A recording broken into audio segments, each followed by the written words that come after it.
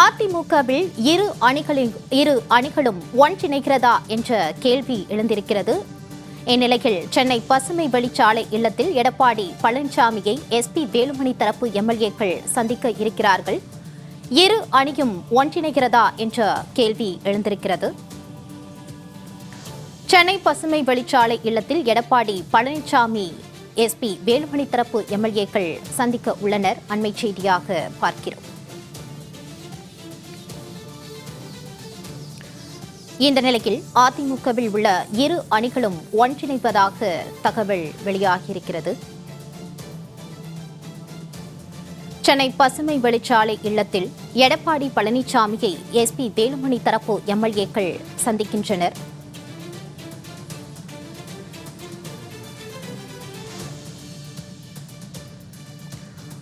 அதிமுகவில் உள்ள இரு அணிகளும் ஒன்றிணைவதாக தகவல்களும் வெளியாகின்றன. தொடர்ந்து இந்த நிலையில் சென்னை பசுமை வெளிச்சாலை இல்லத்தில் எடப்பாடி பழனிசாமியை எஸ்பி வேலுமணி தரப்பு எம்எல்ஏக்கள் சந்திக்கின்றனர்.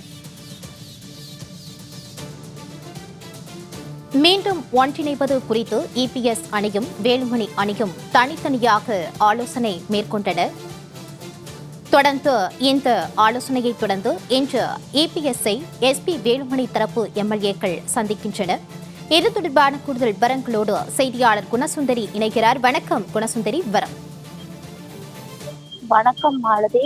நடந்து முடிந்த சட்டமன்ற தேர்தலுக்கு பிறகாக அதிமுக கடு தோல்வி அடைந்து 3வது இடத்திற்கு சென்ற பிறகாக அதிமுக இரு தரப்பாக பிரிந்தது. குறிப்பாக சி.வி. சண்முகம் வேலுமணி தரப்பு ஒரு பகுதியாகவும், அதே போன்று எடப்பாடி பழனிசாமி தலைமையிலான ஒரு பகுதியாகவும் மொத்தமாக இரு பிரிவுகளாக இந்த அதிமுக என்பது பிளவுபட்டு இருந்த நிலையில் அதனைத் தொடர்ந்து பல்வேறு குற்றச்சாட்டுகளும் இரு தரப்பினரிடையும் மாறி மாறி வைத்து வந்த சூழலில் குறிப்பாக இந்த எஸ்பி வேலுமணி தரப்பிலிருந்து பல்வேறு சட்டமன்ற உறுப்பினர்கள் குறிப்பாக தொடர்ந்து மீண்டும் எடப்பாடி பழனிசாமி தரப்பிற்கு மாறி மாறி வருகை தந்திருந்தனர்.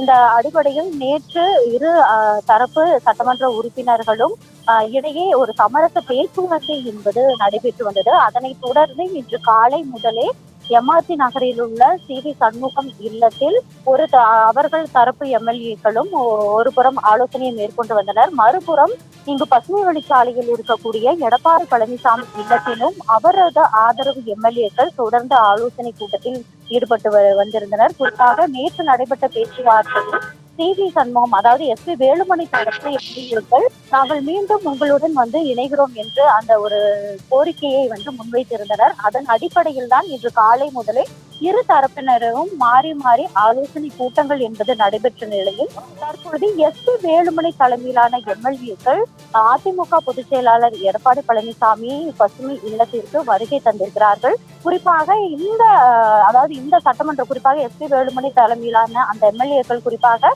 நத்தம் விஸ்வநாதன், தங்கமணி, கே.சி. வீரமணி, அதே போன்று காமராஜ், ரவி மனோகரன், அதே போன்று சட்டமன்ற உறுப்பினர் எம்.ஆர். விஜயபாஸ்கர், அதே போன்று கே.பி. அன்பழகன், அருண்மொழி தேவன், அதே போன்று திருத்தணி கே. ஹரி மற்றும் சி. விஜயபாஸ்கர் உள்ளிட்டோர் தற்பொழுது வருகை தந்திருக்கிறார்கள்.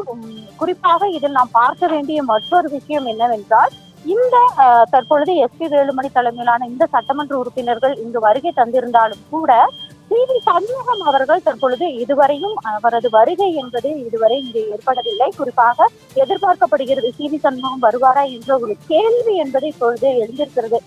அதாவது குறிப்பாக சி.வி. சண்முகம் மற்றும் எஸ்பி வேலுமணி தலைமையிலான அணிகளாக இருந்த நிலையில்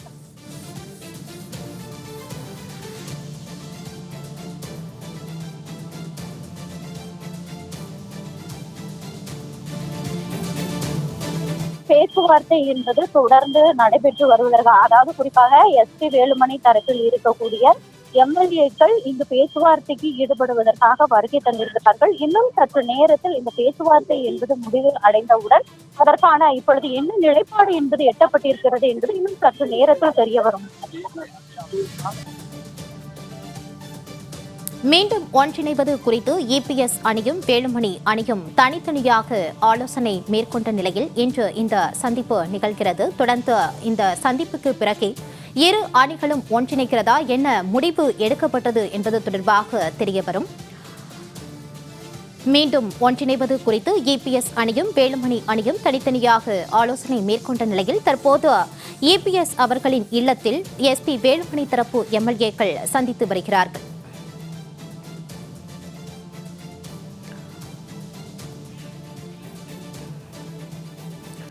இது தொடர்பான கூடுதல் விவரங்களோடு இணைகிறார் தலைமைச் செய்தியாளர் எழிலரசன். வணக்கம் எழிலரசன். விவரம்.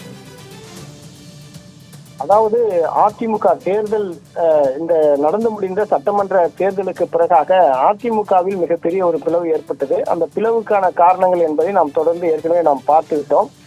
அதாவது எடப்பாடி பழனிசாமி தலைமையில அதிமுக சட்டமன்ற தேர்தலை சந்தித்து அது இதுவரை இல்லாத அளவிற்கு மிக மோசமான ஒரு தோல்வியை அது சந்தித்தது. கிட்டத்தட்ட வெறும் 47 சட்டமன்ற உறுப்பினர்கள் மட்டுமே அதிமுகவால் வெல்ல முடிந்தது. இந்நிலையில தொடர்ந்து எடப்பாடி பழனிசாமி தலைமையில அதிமுக தொடர் தோல்விகளை சந்தித்து வருகிறது. எடப்பாடி பழனிசாமியால் அதிமுகவை முறையாக வழிநடத்த முடியவில்லை. பொதுச் செயலாளர் பதவிக்கு அவர் தகுதியானவர் இல்லை என கூறி எஸ்பி வேலுமணி மற்றும் சி வி சண்முகம் தலைமையில ஒரு 25 சட்டமன்ற உறுப்பினர்கள் தனியாக பிரிந்து நின்றார்கள். அது மட்டுமல்ல, பொதுச் செயலாளராக இருக்கிற எடப்பாடி பழனிசாமி அந்த பதவியிலிருந்து நீக்க வேண்டும், உடனே அதற்காக பொதுக்குழுவை கூட்ட வேண்டும் என்று அவர்கள் வலியுறுத்தி வந்தார்கள். இந்த நிலைமையில இந்த நடந்து முடிந்த அந்த சட்டமன்ற தேர்தலில் தமிழக வெற்றி கழகத்துக்கு 118 என்ற அந்த பெரும்பான்மை இல்லாத காரணத்தினால அவர்கள் பல்வேறு கட்சிகள் கிட்ட ஆதரவு கோரி அவர்கள் ஆட்சி அமைத்தார்கள். பிறகு சட்டமன்றத்தில் அவர்கள் தங்களது பெரும்பான்மையை நிரூபிக்க வேண்டும் என்ற சூழ்நிலையில அவர்களுக்கு அதிமுக சட்டமன்ற உறுப்பினர்களான எஸ்பி வேலுமணி மற்றும் சி வி சண்முகம் தலைமையில் இருந்த அந்த 25 சட்டமன்ற உறுப்பினர்கள் ஆதரவு வழங்கியிருந்தார்கள். இதுதான் அதிமுகவில் பிளவு ஏற்படுவதற்கு காரணம். எடப்பாடி பழனிசாமி அவர்கள் என்ன சொன்னார்னா, கொறடா உத்தரவை மீறி எஸ்பி வேலுமணி மற்றும் சி வி சண்முகம் தரப்பில் இருக்கிற சட்டமன்ற உறுப்பினர்கள் தாவேகாவுக்கு ஆதரவு வழங்கி இருக்கிறார்கள். எனவே நாங்கள் ஆதரவு வழங்கக்கூடாதுன்னு சொல்லி இருந்தோம். ஆனா அந்த கொறடா உத்தரவை மீறி அவர்கள் தாவேகாவுக்கு ஆதரவு வழங்கிவிட்டார்கள். எனவே அவர்களை சட்டமன்ற உறுப்பினர் பதவியை நீக்க வேண்டும், கட்சி தாவல் தடை சட்டத்துல அவங்க மேல நடவடிக்கை எடுக்கணும்னு அவர் காட்டமாக தெரிவித்திருந்தார். இந்த நிலைமையில் தான் தொடர்ந்து இந்த சட்டமன்ற உறுப்பினர்கள் ஒரு 4 பேர் இப்போது C V Shanmugam SP Velumani தரப்பில் இருந்த 4 சட்டமன்ற உறுப்பினர்கள் அவர்கள் தங்களது சட்டமன்ற உறுப்பினர் பதவியை ராஜினாமா செய்துவிட்டு அவர்கள் நேரடியாக தாவேகாவிலேயே இணைந்து விட்டார்கள். இந்த சலசலப்புக்கு மத்தியில எஸ்பி வேலுமணி மற்றும் சி வி சண்முகம் தரப்பில் இருந்த ஒரு சில சட்டமன்ற உறுப்பினர் நேரடியாக எடப்பாடி பழனிசாமியை அவரது இல்லத்துல சந்திச்சு அவர்கிட்ட சமாதானமாக பேசி எங்களை நீங்க கட்சியில சேர்த்துக்க வேண்டும், எங்கள் மீது அந்த கட்சி தாவல் தடை சட்ட நடவடிக்கை எடுக்க வேண்டும் என்று சபாநாயகர் இடத்துல நீங்க புகார் கொடுத்திருந்தீங்க அல்லவா, அந்த புகார் மனுவை நீங்க திரும்ப பெற்றுக்கொள்ளணும், எங்களது கட்சியிலிருந்து எங்களது பதவி பறிக்கப்பட்டது அல்லவா, அந்த பதவியை நீங்க அதை ரத்து செய்து விட்டு எங்களை மீண்டும் கட்சியில இணைத்துக் கொள்ளணும், பழையபடியே எங்களுக்கு கட்சியில பொறுப்புகளை நீங்க வழங்கணும் அப்படின்னு சி வி சண்முகம் மற்றும் எஸ்பி வேலுமணி தலைமையில் இருந்த சட்டமன்ற உறுப்பினர்கள் எடப்பாடி பழனிசாமியை நேரில் சந்திச்சு சமாதானமா போயிடலாம் அப்படின்னு சொல்லி பேச்சுவார்த்தை நடத்தி எடப்பாடி பழனிசாமி அணியுடன் இணைந்து கொண்டார்கள்.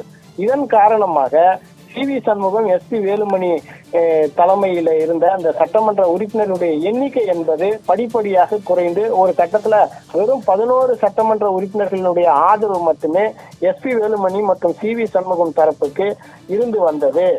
அந்த 11 சட்டமன்ற உறுப்பினர்கள் யார் என்று பார்த்தால், மயிலம் சட்டமன்ற தொகுதியில போட்டியிட்டு வெற்றி பெற்ற சி வி சண்முகம், தொண்டாமுத்தூர் சட்டமன்ற தொகுதியில போட்டியிட்டு வெற்றி பெற்ற எஸ்பி வேலுமணி, நன்னிலம் சட்டமன்ற தொகுதி உறுப்பினரான சட்டமன்ற உறுப்பினர் R Kamaraj, Karur MR Vijayabaskar, Lalgudi Leema Rose, Paramathi Velur Sekar, Viralimalai சட்டமன்ற தொகுதி MLA Vijayabaskar, Sankarapuram Rajesh, Jolarpettai AC Veeramani, Palacode KP Anbazhagan, Pappireddipatti மரகத வெற்றிகள், இவர்கள் தான் அந்த 11 சட்டமன்ற உறுப்பினர்கள். இவர்கள் எஸ்பி வேலுமணி மற்றும் சி வி சண்முகம் தரப்புல இருந்த சட்டமன்ற உறுப்பினர்கள். இப்போது என்ன நடந்தது என்றால், 2 தரப்புமே, அதாவது இபிஎஸ் மற்றும் எஸ்பி வேலுமணி ஆகிய 2 தரப்பு எம்எல்ஏக்களும் ஒருவரோடு ஒருவர் நம்ம இணைந்து கொள்ளலாம், நமக்கு இடையில எந்த பிணக்கும் சண்டை சச்சரவோ கருத்து வேறுபாடுகளோ வேண்டாம், அனைவரும் இந்த அதிமுக என்ற அந்த கழகத்தை நாம் முன்னெடுத்து செல்ல வேண்டும் என்பதற்காகத்தான் நாம் குரல் கொடுத்து கொண்டிருக்கிறோம். எனவே மீண்டும் பழையபடி எந்த பிரச்சனையும் இல்லாமல் நாம் இணைந்து விட வேண்டும் என்று இரண்டு தரப்பிலுமே தனித்தனியாக பேச்சுவார்த்தை மற்றும் ஆலோசனை கூட்டம் நடைபெற்று வந்தது. இந்த நிலைமையில் தான் இப்போது எஸ்பி வேலுமணி மற்றும் சி.வி. சண்முகம் தலைமையில் இருக்கிற அந்த சட்டமன்ற உறுப்பினர்கள் நேரடியாக எடப்பாடி பழனிசாமி இல்லத்துக்கு சென்று இப்போது அவர்கள் அனைவரும் ஒன்று சேர்வதற்கான அந்த பணிகளை இப்போது முன்னெடுத்துக் கொண்டிருக்கிறார்கள் என்பதை நம்மால் காண முடிகிறது. இன்று எம்ஆர்சி நகரில் இருக்கிற சி.வி. சண்முகம் அவர்களது இல்லத்துலதான் தொடர்ந்து இந்த அதிர்ச்சி எம்எல்ஏக்கள் கூடி ஆலோசனை நடத்தி கொண்டிருந்தார்கள். அந்த வகையில இன்று சி.வி. சண்முகத்தினுடைய எம்ஆர்சி நகர் இல்லத்துல SP Velumani, Natham Viswanathan, Thangamani, KC. Veeramani, R. Kamaraj, Ravi Manoharan, MR. Vijayabaskar, KP. Anbazhagan, Arunmozhi Devan, Tiruttani கோ. ஹரி மற்றும் சி. விஜயபாஸ்கர் ஆகிய சட்டமன்ற உறுப்பினர்கள் ஆலோசனை நடத்தி கொண்டிருந்த நிலைமையில இப்போது நேரடியாக எடப்பாடி பழனிசாமி அவர்களது இல்லத்திற்கு அவர்கள் காரில் புறப்பட்டு சென்று நேரடியாக அந்த இடத்திற்கு போய் அவர்கள் அனைவரும் அதிமுகவில் மீண்டும் எடப்பாடி பழனிசாமி தலைமையில ஒன்றிணைவதற்கான முயற்சிகள்ல இப்ப இறங்கி இருக்கிறாங்க. அந்த அடிப்படையில அந்த சட்டமன்ற உறுப்பினர்கள், நான் வாசித்த அந்த பெயர் பட்டியலில் இருக்கிற சட்டமன்ற உறுப்பினர்கள் நேரடியாக எடப்பாடி பழனிசாமி அவர்களுடைய இல்லத்திற்கு வந்திருக்கிறார்கள். இதில் நாம ஒண்ணு கவனிக்கணும். இதுல சி.வி. சண்முகம் இன்னும் கூட எடப்பாடி பழனிசாமி இல்லத்திற்கு வரவில்லை. அது ஒரு பேசு பொருளாக மாறி இருக்கிறது. ஏனென்றால் எடப்பாடி பழனிசாமிக்கு எதிராக முதலில் போர்க்குரல் தூக்கியவர், போர்க்குரலை உயர்த்தியவர் சி.வி. சண்முகம் தான். அவர்தான் இத்தனை நாட்களாக அந்த அதிர்ச்சி எம்எல்ஏக்களுக்கு தலைமை தாங்கி கொண்டிருந்தார். அதாவது இது எஸ்பி வேலுமணியினுடைய அணி என்று சொல்லப்பட்டாலும் கூட செய்தியாளர்கள் சந்திப்பை சி.வி. சண்முகம் அவர்கள் தான் நடத்தி வந்தார். எடப்பாடி பழனிசாமிக்கு எதிரான காட்டமான கருத்துக்களை ஊடகங்கள்ல, தொலைக்காட்சிகள்ல பேசி கொடுத்து வந்தவர் சி.வி. சண்முகம் தான்.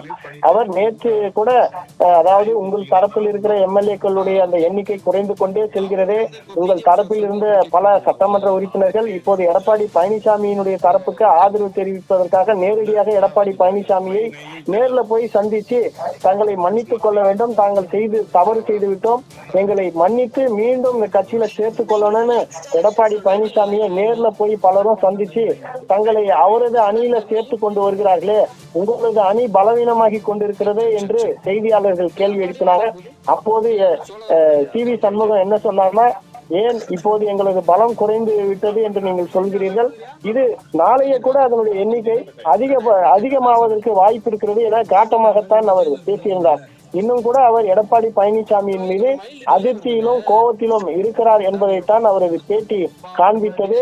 எனவே சி.வி. சண்முகம் அவர்கள் இன்னும் கூட எடப்பாடி பழனிசாமி மீது அதிர்ச்சியில் இருந்து கொண்டிருக்கிறார். ஏனென்றால் அவர் இந்த அணியை கட்டமைக்கும் போது அவர் எடப்பாடி பழனிசாமி மேல மிக காட்டமான கருத்துக்களை அவர் பேசி வந்தார். அதிமுக என்ற மாபெரும் மக்கள் இயக்கத்தை படு பாதாளத்துல, படுகொழியில எடப்பாடி பழனிசாமி தள்ளிட்டாரு. அவரும் அவரது குடும்ப ஆதிக்கமும் கட்சியில அதிகமாகி விட்டது. அது மட்டுமல்ல, நடந்து முடிந்த அந்த சட்டமன்ற தேர்தலில் போதிய அளவிற்கு அவர் வலுவான கூட்டணியை அமைக்க தவறிவிட்டார். ஒரு கவர்ச்சியான, அதாவது வசீகரிக்கிற ஒரு தலைவராக அவர் இல்லை. எந்த ஆளுமை திறனும் அவர்கிட்ட இல்லை. தொடர்ந்து அவருடைய தலைமையில நாங்கள் தோல்விகளை சந்தித்துக் கொண்டிருக்கிறோம் என்று அடுக்கடுக்கான பல குற்றச்சாட்டுகளை எடப்பாடி பழனிசாமியின் மீது பகிரங்கமாக வைத்தவர் சி.வி. சண்முகம். அப்படி இருக்கும் பொழுது இப்போது அவருடன் இருந்த எல்லா எம்எல்ஏக்களும், எல்லா சட்டமன்ற உறுப்பினர்களும் இப்போது சி.வி. சண்முகத்தை தவிர மீதி எல்லோரும் இப்போது எடப்பாடி பழனிசாமி அணியில மீண்டும் ஐக்கியமாவதற்கு இப்போது எடப்பாடி பழனிசாமியின் இல்லத்தை நோக்கி புறப்பட்டு விட்டார்கள். ஆனாலும் கூட இன்னும் சி.வி. சண்முகம் அந்த பட்டியல்ல இல்ல. அவருடைய நிலைமை என்ன ஆனது என்று இதுவரை நமக்கு தகவல் இல்லை. இன்று காலையில் கூட அந்த எம்ஆர்சி நகரில் இருக்கிற சி.வி. சண்முகம் அலுவலகத்திற்கு சி.வி. சண்முகம் அங்கு வரவில்லை. அவரை தவிர மீதி எல்லோருமே அந்த இடத்துக்கு வந்தாங்க, ஆலோசனை நடத்தினாங்க. அவர்கள் திட்டமிட்டபடி எடப்பாடி பழனிசாமியினுடைய இல்லத்திற்கு சென்று அவர்கள் மீண்டும் எடப்பாடி பழனிசாமி தலைமையில அவர்கள் இணைந்து செயல்படுவதற்கு தயாராகி விட்டார்கள் என்ற தகவல் நமக்கு கிடைத்திருக்கிறது. ஏனென்றால் எடப்பாடி பழனிசாமியின் இல்லத்தை நோக்கி சென்ற சட்டமன்ற உறுப்பினர், லால்குடி சட்டமன்ற உறுப்பினர் லீமா ரோஸ் என்ன சொன்னாங்கன்னா, நாங்கள் அனைவரும் ஐக்கியமாவது, மீண்டும் அனைவரும் ஒன்றிணைகிறோம், அதுல எந்த மாற்று கருத்தும் இல்லை, அதுல நாங்க உறுதியா இருக்கிறோம் அப்படின்னு அவரு சொன்னாங்க. அது மட்டுமல்ல, ஜோலார்பேட்டை சட்டமன்ற உறுப்பினர் KC வீரமணி அவர்கள் என்ன சொன்னாங்கன்னா, தாயும் பிள்ளை எல்லோருமே ஒன்றாக இருக்கிறோம் என்று அவர் தெரிவித்திருந்தார். அப்படி என்றால் மீண்டும் அனைவரும் கைகோர்க்க போகிறார்கள் என்பதை இது நமக்கு காட்டுகிறது. ஆனால் அந்த இடத்துல CV சண்முகம் மட்டும் இல்லை. அவரை தவிர்த்து விட்டு இவர்கள் எல்லோரும் ஒன்று சேரப் போகிறார்களா, அல்லது CV சண்முகத்துடன் சேர்த்து அனைவரும் நாங்கள் ஒன்று சேருவதற்கான பேச்சுவார்த்தையை எடப்பாடி பழனிசாமியுடன் நடத்தப் போகிறார்களா என்பதுதான் இப்போது மிகுந்த எதிர்பார்ப்பாக இருக்கிறது. இப்போது எடப்பாடி பழனிசாமியை சந்திப்பதற்காக எடப்பாடி பழனிசாமியின் வீட்டிற்கு அனைத்து சட்டமன்ற உறுப்பினர்களும் 2 துருவங்களாக இத்தனை நாட்களாக, அதாவது இந்த தேர்தல் முடிவுக்கு பின்னர் இரண்டாக பிளந்திருந்த, செங்குத்தாக 2ஆக பிளந்திருந்த அந்த சட்டமன்ற உறுப்பினர்கள் குழு இப்போது ஓர் அணியாக ஒன்று சேர வந்திருக்கிறார்கள் என்று நாம் எடுத்துக்கொண்டாலும் கூட, எடப்பாடி பழனிசாமியை சந்தித்து இந்த அதிருப்தியில் இருந்த சட்டமன்ற உறுப்பினர்கள் என்ன பேசப் போகிறார்கள், பேசிவிட்டு வெளியில் வந்து என்ன சொல்ல போகிறார்கள் என்பது மிகுந்த எதிர்பார்ப்பாகவோ தற்போது இருந்து கொண்டிருக்கிறது. ஏனென்றால் SP வேலுமணி அவர்கள் என்ன சொல்லியிருந்தார்னா, அதாவது எல்லோரையும் மன்னித்து அவரை எல்லோரையும் ஏற்றுக்கொள்ள வேண்டும். எப்படி என்றால் CV சண்முகம் உள்ளிட்ட எல்லா சட்டமன்ற உறுப்பினர்களையும் எடப்பாடி பழனிசாமி மீண்டும் கட்சியில இணைத்துக் கொண்டு அவர்களுக்கு உரிய ஏற்கனவே இருந்த அந்த பொறுப்புகளை அவர்களுக்கு மீண்டும் வழங்க வேண்டும். CV சண்முகத்தை தவிர்த்து விட்டு நாங்கள் போய் எடப்பாடி பழனிசாமி கிட்ட நாங்க மட்டும் சுயநலமா சேர்ந்து கொள்ள விரும்பவில்லை. CV சண்முகத்தையும் அவர் இணைத்துக் கொண்டால் மட்டுமே நாங்கள் இந்த பேச்சுவார்த்தைக்கு முன்வருவோம், நாங்கள் உங்களுடைய தலைமையின் கீழ் இயங்க முன்வருவோம்னு SP வேலுமணி எடப்பாடி பழனிசாமி கிட்ட உறுதியாக சொல்லி இருக்கிறார் என்ற தகவல் தான் நமக்கு வந்து கொண்டிருந்தது. ஆனாலும் கூட இன்று CV சண்முகம் தற்போது எடப்பாடி பழனிசாமியை சந்திக்க சென்றிருக்கிற அந்த சட்டமன்ற உறுப்பினர்களுடைய பட்டியலில் அவர் இல்லை என்பது நமக்கு தெரிய வருகிறது. அப்படி என்றால் இது தொடர்பாக நாம் விசாரித்ததில் என்ன சொல்றாங்கன்னா, இன்னும் கூட CV சண்முகம் நேரடியாக, ஏனென்றால் எடப்பாடி பழனிசாமியை மிகவும் பகிரங்கமாக பல குற்றச்சாட்டுகளை, அடுக்கான குற்றச்சாட்டுகளை முன்வைத்து தொடர்ந்து செய்தியாளர் சந்திப்பையும் பத்திரிகையாளர் சந்திப்பையும் CV சண்முகம் நடத்தி கொண்டிருந்தார். இந்த நிலைமையில எல்லோரும் ஒன்றிணைய வேண்டும் என்ற முடிவு எடுத்து விட்டார்கள். எனவே அவர் இவ்வளவு நாள் மிக காட்டமாக எடப்பாடி பழனிசாமிக்கு எதிராக பேசிக் கொண்டிருந்த நிலைமையில அவர் இப்போது எடப்பாடி பழனிசாமியை நேரில் சந்திப்பதை இப்போது அவர் தவிர்த்திருக்கிறார். இப்போது SP Velumani, C Vijayabaskar, MR Vijayabaskar போன்றவர்கள் எல்லாம் இப்போது நேரடியாக எடப்பாடி பழனிசாமி கிட்ட போய் அவர்கள் அனைவரும் ஒன்று சேர்க்க வேண்டும் என்று பேச்சுவார்த்தை நடத்திவிட்ட பிறகு CV சண்முகம் எடப்பாடி பழனிசாமியை சந்திப்பதற்கு வாய்ப்பு இருக்கலாம் என்று நமக்கு அந்த வட்டாரங்கள் நமக்கு தகவல்களை தெரிவிப்பதை நாம் காண முடிகிறது.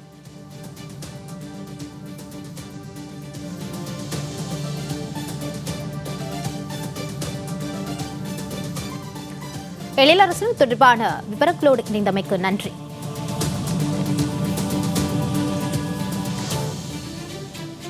SP வேலுமணி தரப்பு தனது ஆதரவு MLA-க்களுடன் சென்று EPS இல்லத்தில் பேச்சுவார்த்தை நடத்தி வருகிறார். 2 அணிகளாக தனித்தனியாக பிரிந்திருந்த அணிகள் தற்போது பேச்சுவார்த்தை மேற்கொண்டு வருகிறார்கள். இரு அணிகளும் தனித்தனியாக ஆலோசனை மேற்கொண்ட நிலையில் தற்போது சென்னை பசுமை வழிச்சாலையில் உள்ள EPS இல்லத்தில் SP வேலுமணி தரப்பு MLA-க்களுடன் சென்று பேச்சுவார்த்தை மேற்கொண்டு வருகிறார்கள். இந்த பேச்சுவார்த்தைக்கு பிறகே இவர்களுடைய என்ன முடிவு எடுத்திருக்கிறார்கள் என்பது பின்னர் வரும் செய்திகளில் தெரியவரும். தொடர்ந்து SP வேலுமணி தரப்பு MLA-க்கள் EPS உடன் பேச்சுவார்த்தை மேற்கொண்டு வருகிறார்கள். அண்மை செய்தியாக பார்த்து வருகிறோம்.